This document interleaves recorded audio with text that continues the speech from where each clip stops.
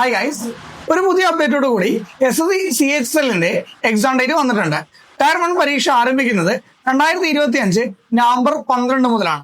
ഈ വർഷം ചരിത്രത്തിൽ ആദ്യമായിട്ട് SSC ഒരു പുതിയ അപ്ഡേറ്റ് കൊണ്ടുവന്നിട്ടുണ്ട്. സെൽഫ് സ്ലോട്ട് സെലക്ട് ചെയ്യാനുള്ള ഓപ്ഷനാണിത്. എന്താണ് സെൽഫ് സ്ലോട്ട് എന്നല്ലേ? അതായത് നിങ്ങൾക്ക് ഇഷ്ടമുള്ള പരീക്ഷാ സെന്റർ, ഡേറ്റ്, ടൈം ഷീറ്റ് തുടങ്ങിയവ നിങ്ങൾക്ക് തന്നെ തിരഞ്ഞെടുക്കാൻ സാധിക്കും. ഇതുകൊണ്ട് ഇനി നിങ്ങൾക്ക് വളരെ ദൂരെ കിട്ടുന്ന സെന്റേഴ്സിൽ പോകേണ്ട ആവശ്യം വരില്ല. അടുത്തുള്ള സെന്റേഴ്സ് തന്നെ നിങ്ങൾക്ക് തന്നെ തിരഞ്ഞെടുക്കാം.